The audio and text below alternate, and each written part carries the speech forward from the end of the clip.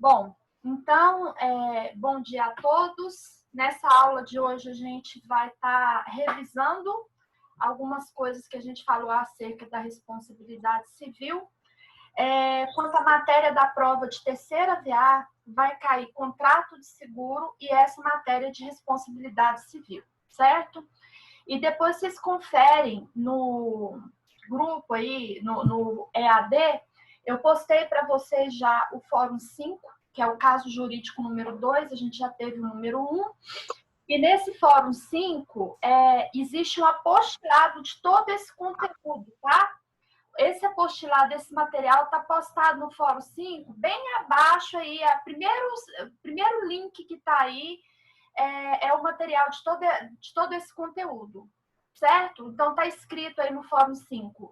Este fórum tem por objetivo aplicar a teoria aos casos abaixo, para tanto segue abaixo o texto, o artigo contendo resumo teórico do conteúdo, tá?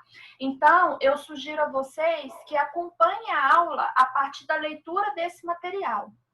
Outra coisa, eu postei nessa semana que vocês estiveram fazendo prova, um resumo já da parte teórica aí do que a gente estudou, do que eu falei para vocês na live, que é a responsabilidade civil a aspectos gerais. Então, nesse conteúdo, eu faço uma retomada de temas e dou uma visão geral da responsabilidade civil. Bom, então, qualquer dúvida, repetindo, que vocês tiverem, vamos ter o mesmo padrão para a gente não se perder. Dúvidas no WhatsApp EAD, certo? Que é mais fácil atender a todos e todos podem, às vezes a dúvida de um aluno é dúvida de outros colegas, então é melhor todas as dúvidas ficarem lá, certo? E para não fugir desse padrão também, todas as nossas atividades vão ser feitas no fórum, postadas no fórum. Por quê? A partir da semana que vem, nós vamos estar corrigindo os fóruns. Então, no primeiro momento da nossa aula, já falando aqui, nós vamos ter aquela live daqueles contratos que eu pedi para vocês comentarem. Então, no primeiro momento da aula da semana que vem, nós vamos aplicar a live do Fórum 3, que é pesquisa em grupo cooperativo e estudo dirigido. São os estudos daqueles contratos, certo? Como que vai funcionar a live? Eu vou escolher, certo, dentro dos trabalhos postados, alguns trabalhos, e o trabalho que eu escolher do grupo, eu vou perguntar determinado tema, e aí qualquer um do grupo pode responder. Só não pode responder mais de uma vez, né? Então, se, por exemplo, a Sara respondeu a parte que foi perguntada, ela já não vai responder o próximo. Aí, e assim sucessivamente, tá?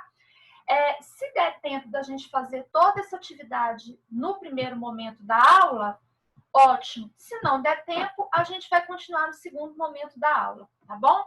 Então, não se esqueçam da live da semana que vem, então, e eu vou mudar até a data do nosso debate. E, a partir, então, da semana que vem, se der tempo da gente fazer tudo no primeiro horário, a gente já vai partir para o Fórum 2. Então, todas as nossas aulas da agora para frente vai ter um momento de conteúdo teórico e o outro momento de revisão dos fóruns. Afinal, o objetivo do fórum é socializar e aplicar na prática o que vocês estudaram do conteúdo teórico, tá? Bom, então vamos lá falar de responsabilidade civil. Responsabilidade, então, como a gente viu, decorre do direito obrigacional. Então, em razão da obrigação, que é o vínculo jurídico entre as partes, entenda-se partes credor e devedor, ou contratante ou contratado, ou seja, há uma relação bilateral entre essas partes, o descumprimento, né, dessa obrigação, desse vínculo obrigacional, de alguma forma, ou o cumprimento desse vínculo que gera aí um dano à parte, ele dá direito à responsabilidade civil. Por isso que os elementos básicos da responsabilidade civil seriam 3, que é a conduta, o dano e o nexo. Essa conduta é uma conduta que pode ser comissiva ou omissiva.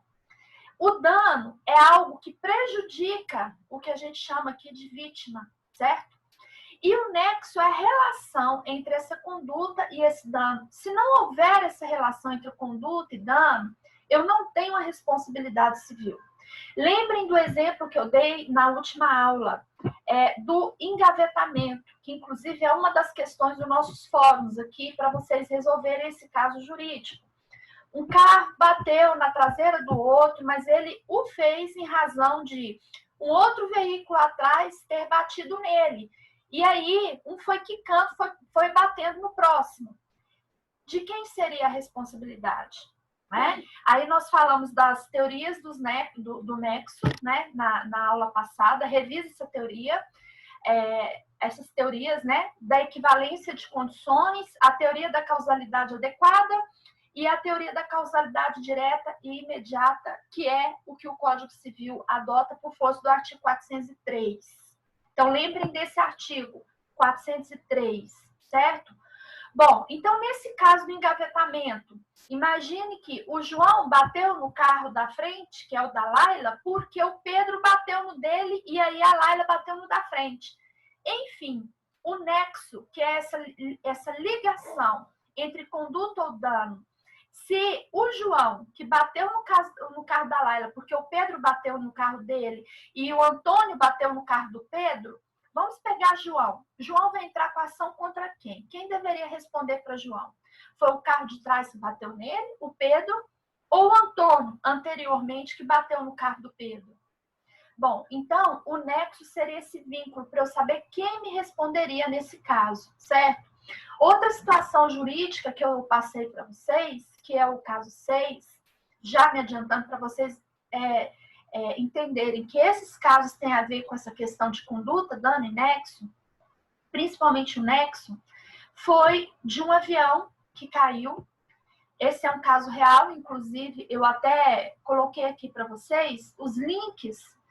Aliás, o caso que eu dei não é real, mas é baseado, fundamentado numa situação real.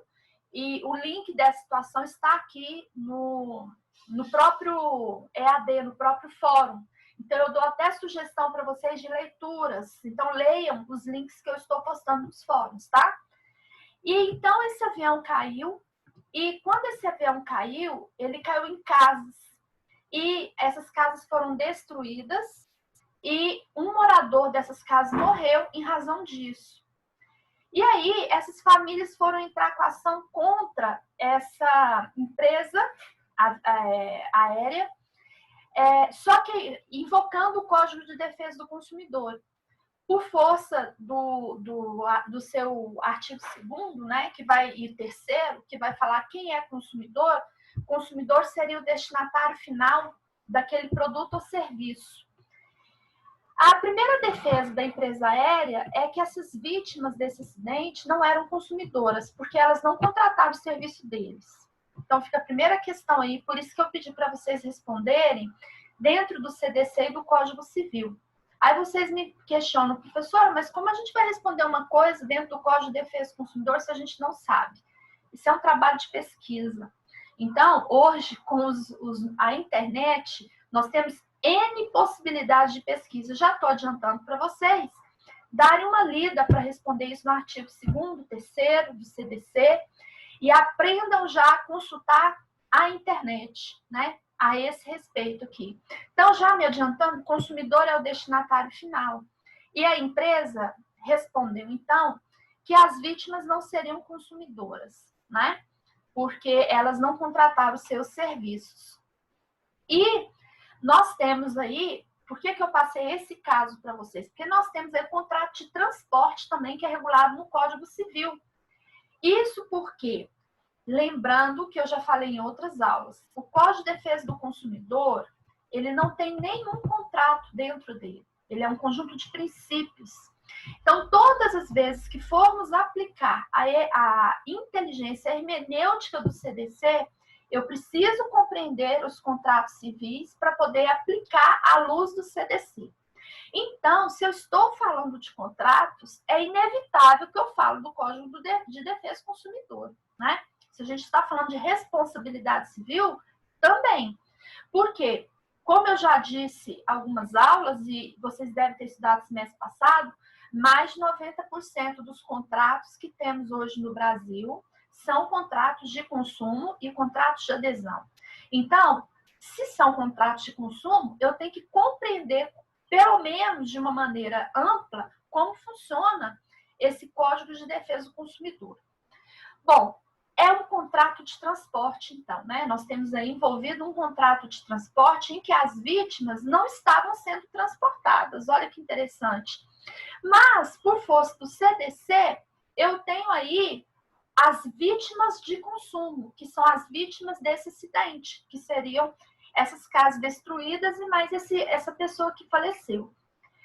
Aí ficou envolto em dois temas, duas situações. Se eu aplico o Código de Defesa do Consumidor, eu iria lá no artigo 14, que eu até indiquei aqui, para vocês responderem à luz do artigo 14 do CDC.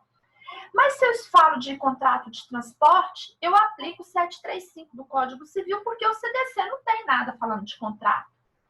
Só que a interpretação de um é diferente do outro. E essa interpretação está nesse link que eu passei para vocês. Então, a questão aí volta na questão do nexo.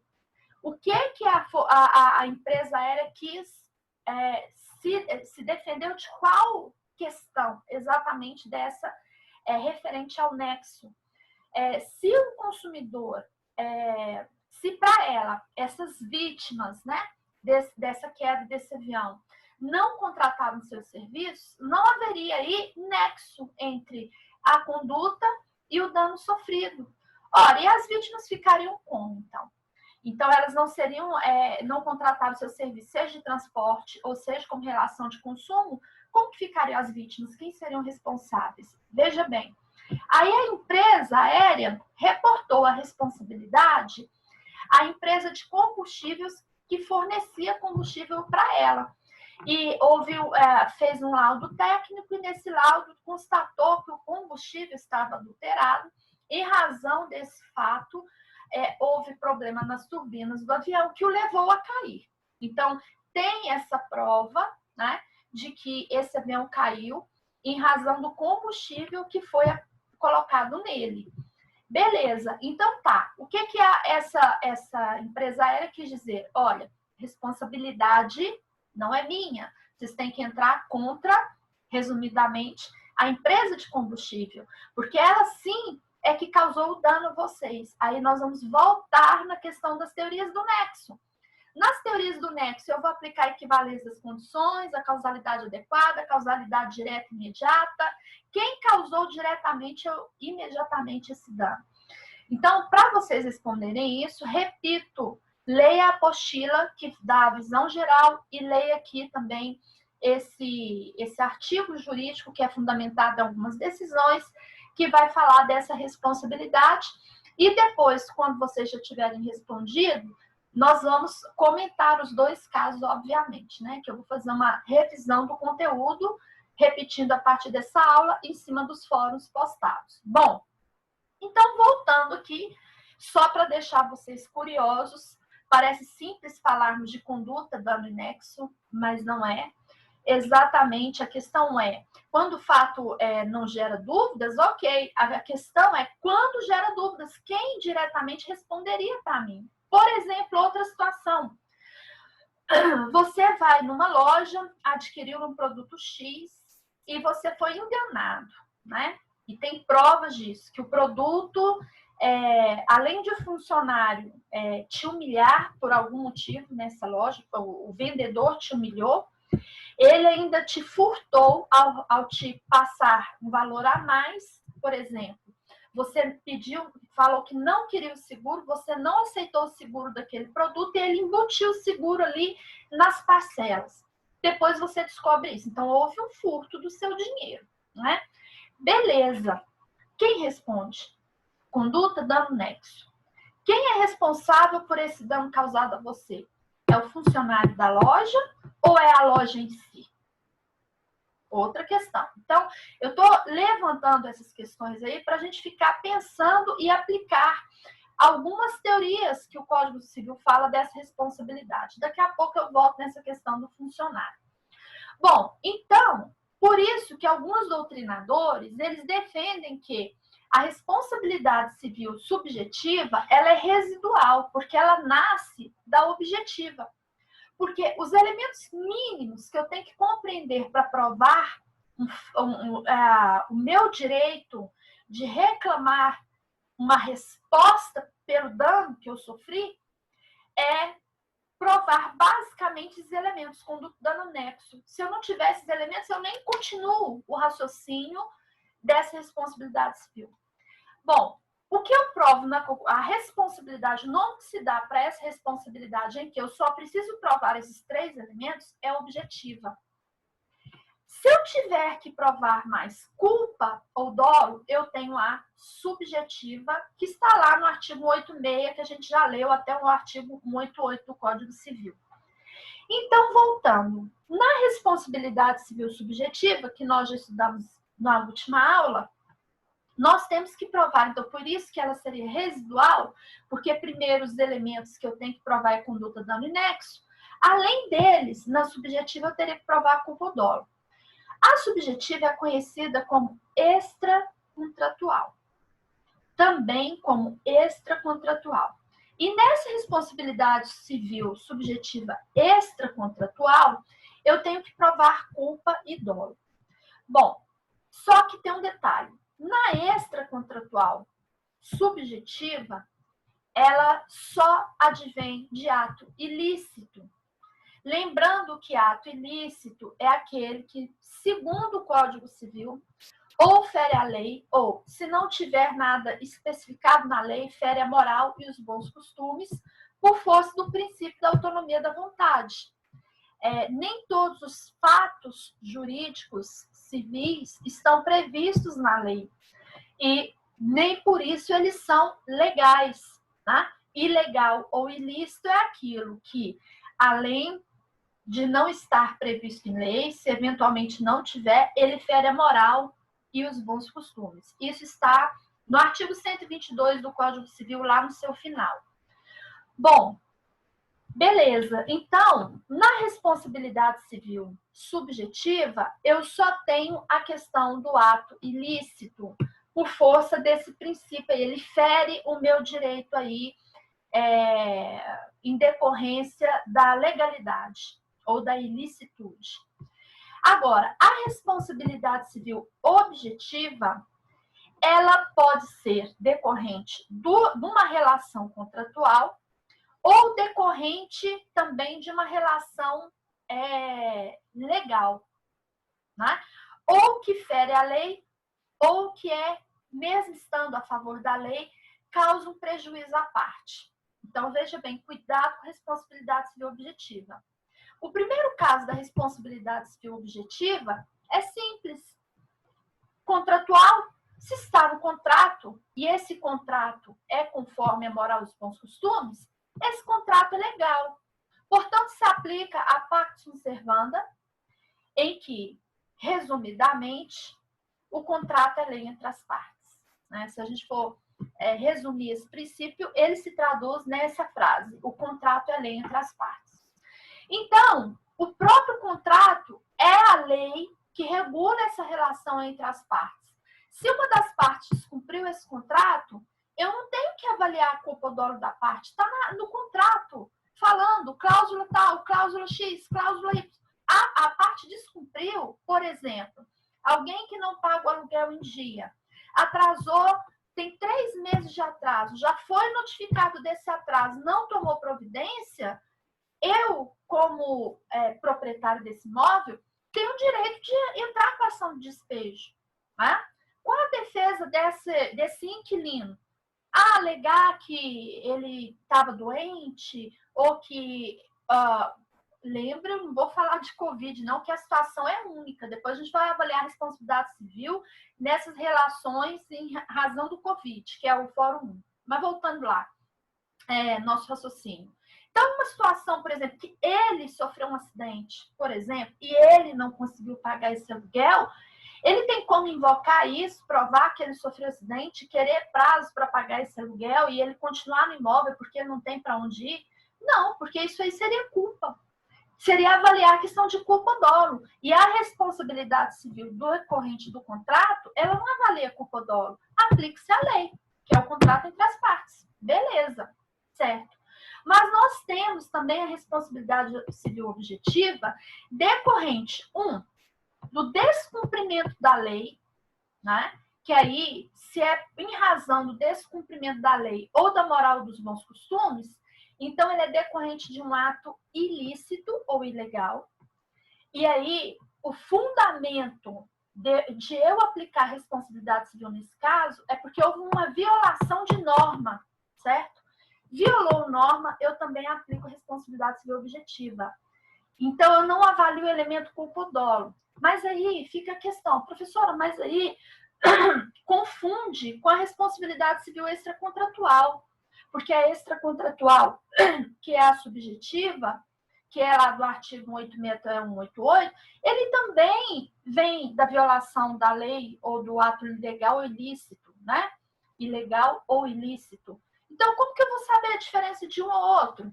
Aí, nessa decorrente de violação da lei por um ato ilegal ou ilícito, eu vou usar aí a teoria do risco, que é a matéria de hoje. A partir do artigo 927, nós vamos ler aí como que funciona a teoria do risco. Ou seja, a lei, ela criou normas específicas para determinadas situações em que não é necessário avaliar culpa ou dolo em razão desse fato. É o que a gente chama de teoria do risco. Aí nós temos aí o risco integral, o risco administrativo, o risco proveito, o risco criado, que é o que nós vamos falar daqui a pouco, certo? Então, veja bem, se a pessoa, resumidamente, na mesma situação lá, da violação do artigo 122 do Código Civil, né? Se o fato se enquadrar em ato ilícito ou ilegal, também responde objetivamente nas situações discriminadas em lei como risco, né? Como situações de risco. Por isso foram criadas as teorias do risco. Bom, só que além desses casos, eu também aplico a responsabilidade civil objetiva por observância da lei. Então, o ato é legal ou é lícito, mas que prejudica a parte que tem esse vínculo. Como assim? Como que uma parte pode ser prejudicada por um ato lícito, ilegal e legítimo? Ela pode ser prejudicada em razão daquela mesma situação não se aplicar para ela. Então, a hermenêutica, para a compreensão dessa parte aí, é o princípio da isonomia. Tá? Segundo a Constituição Federal, o que seria a isonomia? A isonomia ela decorre de uma discriminação positiva, em que eu devo tratar os iguais como iguais e os desiguais como desiguais. Eu não posso aplicar o mesmo critério para o A, para uma situação ou para uma pessoa em que tem uma condição diferente desse A. Porque eu estaria ferindo para ela o princípio da isonomia, sendo que o meu ato ele está conforme a lei, ou ele é lícito, ou ele é legal, ele está conforme o regulamento.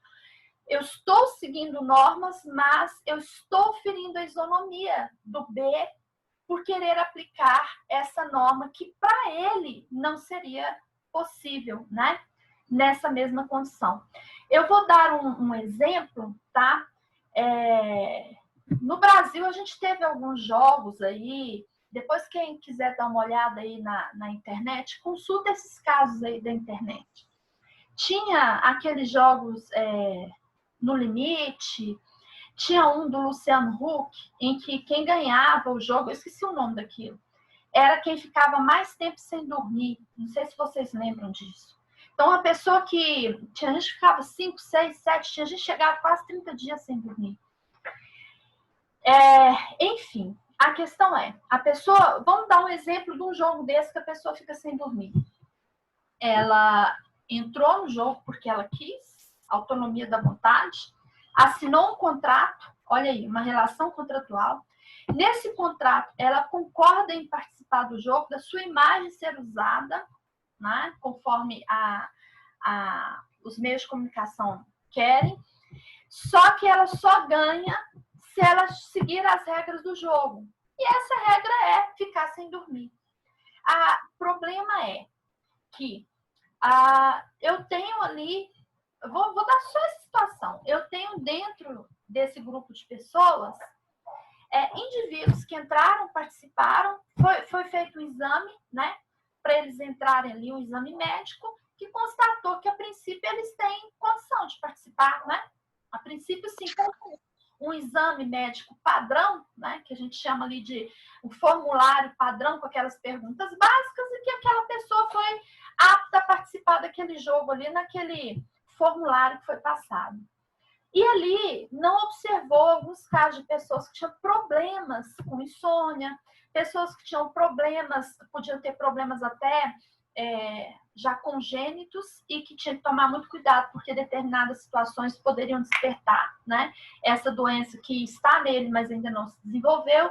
Enfim, imagina uma situação de uma pessoa que entra ali, que tem uma possibilidade de desenvolver uma ansiedade ou um transtorno, né? Porque isso é genético, mas está lá nele. Por exemplo, transtorno como o bipolar. E ela fica ali participando do jogo. E nesse prévio desse diagnóstico não foi avaliado esse critério. Beleza, essa pessoa adoece. Em 3 dias ela adoece e perde o jogo. Resumidamente, o interessante do direito, gente, é que ele não tem fórmula. Não é igual uma matemática, 2 mais 2 é 4. Por isso, vocês têm que entender a hermenêutica. Eu costumo dizer que o laboratório do aluno do direito, do acadêmico do direito, são os casos jurídicos. A gente tem que raciocinar os casos para a gente pensar, nossa, mas é assim, é assado. E interessante, o direito é feito da retórica, da dialética, né? Do desenvolvimento dessas ideias. Eu tenho que pensar tanto como a vítima e também como a outra parte que está sofrendo essa ação. Se eu fosse pensar para o lado da empresa, igual a empresa aérea, que eu dei o exemplo no início da aula, vamos pegar esse caso dessa emissora de televisão. Em razão da emissora de televisão, ela está certa? A princípio, sim. Se aplica aí o pacto conservando o contrato entre as partes, a parte que entrou aí, beleza, entrou porque quis. Só que imagina a situação, então, pegando essa pessoa, imagina que seja o Paulo César. E esse Paulo César, ele desenvolve aí um transtorno bipolar, já no 3º dia sem dormir. E ele sai desse jogo, perde o jogo, e ele entra com uma ação. E o fundamento dessa ação contra essa emissora, ele quer ganhar esse valor que ele teria direito, e ele invoca aí que ele perdeu porque a condição física dele não permitia que ele ganhasse. Então, ele teria aí uma perda de uma chance. Ele poderia ganhar, mas não permitiu em razão da condição física dele, né? E aí a emissora vira e fala assim, não, mas ele assinou um contrato falando lá que ele assumia qualquer outra doença eventual que ele fosse ter. Mas o problema é que uma pessoa comum, sem doença nenhuma, ficar sem dormir, ela pode ser levada à morte. E aí vem outra questão. Vamos lá, na autonomia da vontade de contratar. Primeiro elemento, vontade. Será que a vontade dos participantes é a grande questão? Foi participar do jogo ou ganhar o dinheiro? Será que uma pessoa se submeteria em sã consciência, em risco da sua vida, né? De poder vir a morrer, inclusive, porque os estudos apontam que a pessoa fica até sem comer, mas sem dormir é grave. Prejudicar a sua saúde, correndo esse risco para participar ou para ganhar? Eis a questão. O debate é esse. E aí lembra que nós trabalhamos com a balança. Eu não posso afirmar que o meu raciocínio está correto, vai depender das provas que tiver para aquele caso. Por isso que cada caso é um caso. Lembra da balança, a gente vai depender desse Paulo César, o que ele conseguir provar ali. por exemplo, um diagnóstico que prove que realmente ele tinha a propensão de desenvolver essa doença, que essa doença desenvolveu-se em razão dele ter participado do jogo.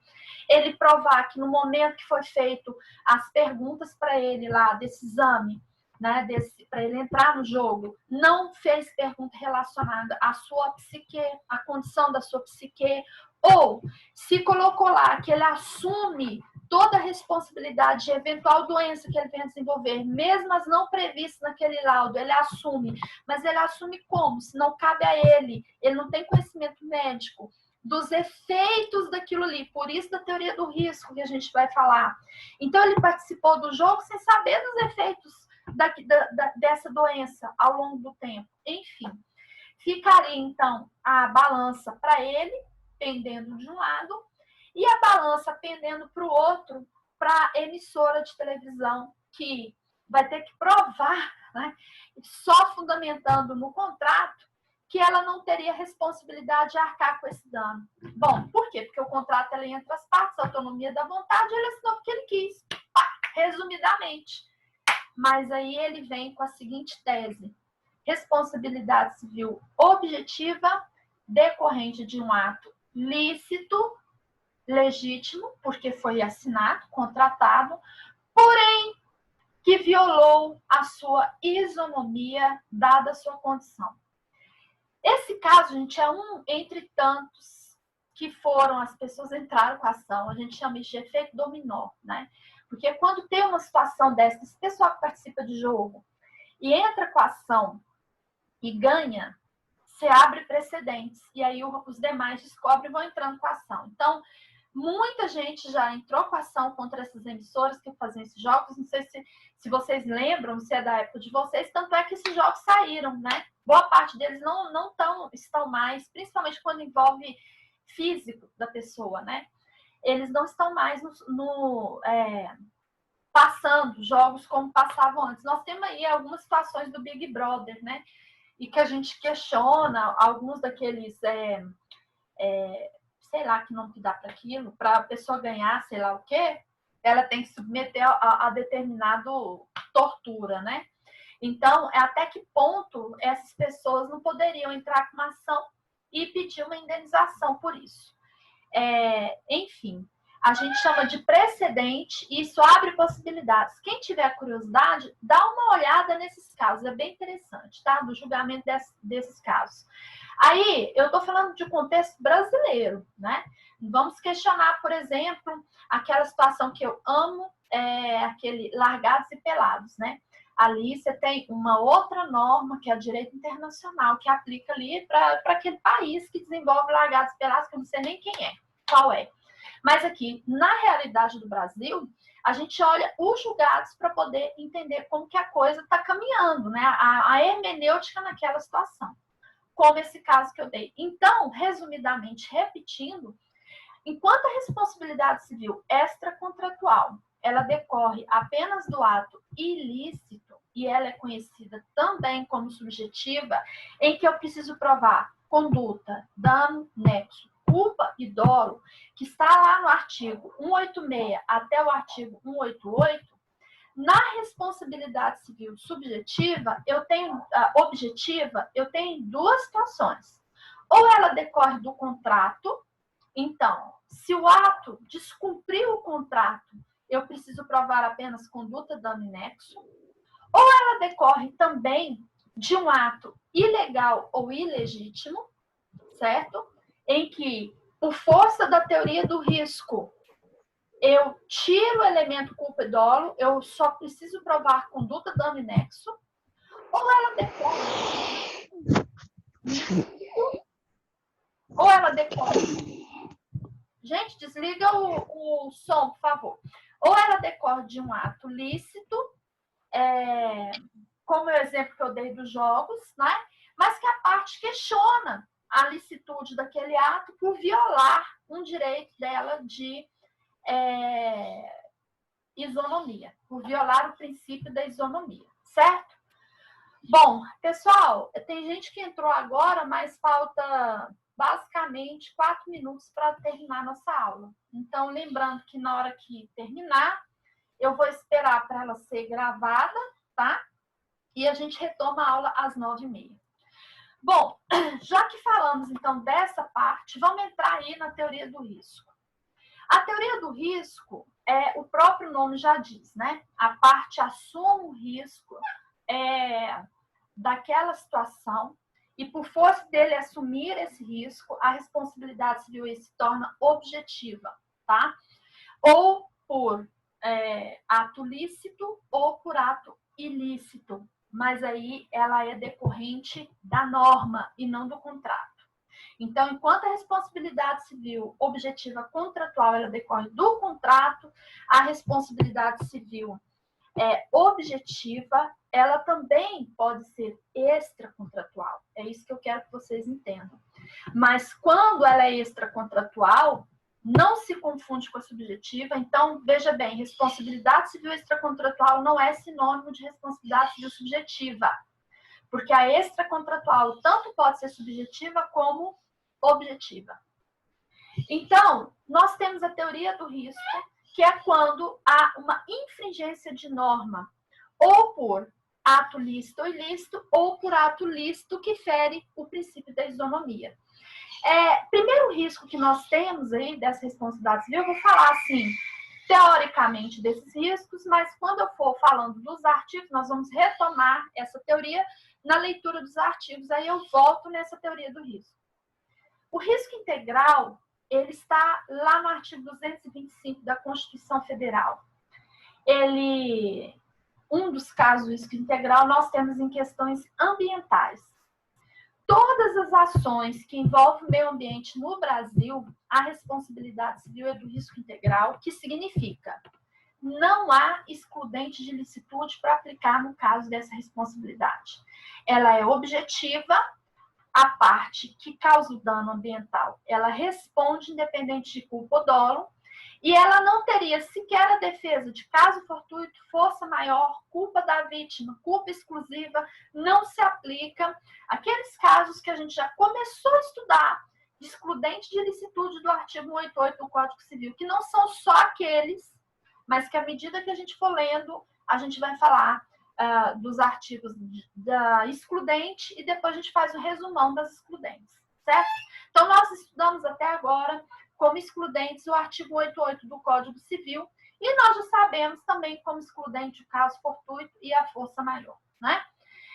Então, nós temos aqui o risco integral. Repetindo, se uma empresa causa um dano ambiental, por exemplo, há alguns anos atrás, uma petroleira, ela explodiu, não sei o nome que dá para isso, e o petróleo, ele invadiu as residências todas ali do litoral. As casas, e eram, gente, casa linda, né? Coisas, mansão, ficaram todas cheias de petróleo. E aquilo ali é difícil de sair. Essa empresa alegou a responsabilidade não dela, mas de um outro, sei lá o que foi que aconteceu, que causou um dano ali para o petroleiro e em razão disso esse trem explodiu. Enfim, não interessa, a responsabilidade dela seria do risco integral, ela assume as indenizações, depois ela que entra com uma ação contra quem de fato ela entende ter causado esse dano. Mas, a princípio, a vítima, ela vai entrar com ação contra essa pessoa imediata, direta, que lhe causou o dano. Lembre lá da teoria do nexo por causalidade direta ou imediata. Bom, a segunda que nós temos aí, gente, logo cai. Se cair, a gente retoma depois, tá? A segunda teoria do risco é do risco administrativo. No risco administrativo, nós temos o artigo 37, parágrafo 6º da Constituição Federal. No risco administrativo, a administração pública, que nós já estudamos, que pode ser direta ou indireta, ela responde pelos danos causados aos usuários de seus serviços, certo? Objetivamente. Então, estamos falando de teoria do risco, todas elas são objetivas.